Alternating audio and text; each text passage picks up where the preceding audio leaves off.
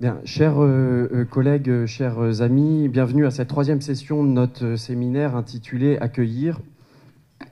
Nombre de souffrances, nombre de malheurs, nombre de maladies de l'âme ont quelque chose à voir avec la désarticulation, la désunion, la rupture entre le je, JE et le nous.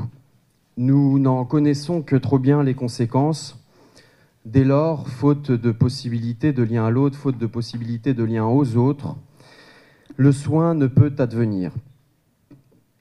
Penser et garantir l'accueil psychique, relationnel, administratif, matériel est certainement le préalable nécessaire, la condition absolue à la possibilité d'une réparation, d'une intégration, d'une réintégration.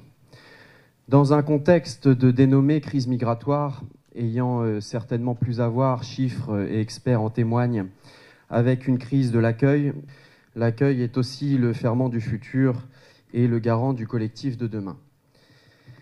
Voilà. Ceci étant dit, je dois vous avouer plus spontanément quelque chose, c'est que nous avons connu une véritable hécatombe ces dernières heures, depuis lundi, puisque, pour être tout à fait honnête, le programme a un petit peu changé, on a dû improviser.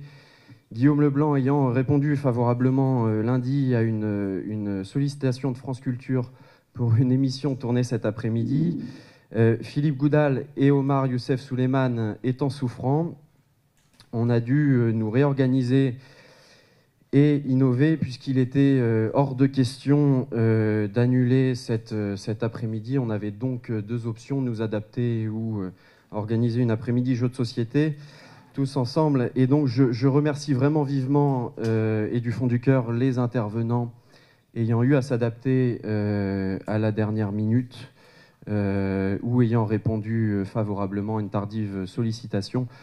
Permettez-moi donc de vous présenter le nouveau programme.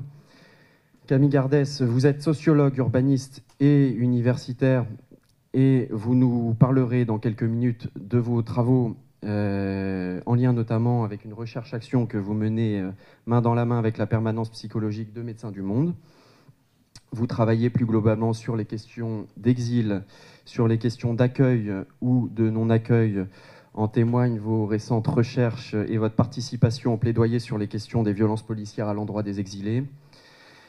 Puis, on fera une pause et après la pause, la table ronde sera composée d'Antoine Ménard, psychologue clinicien et chef de service au sein de l'association Atoll 75, de Théo Gaglione, coordinateur du pôle exil, qui a eu la gentillesse de répondre à une sollicitation tardive.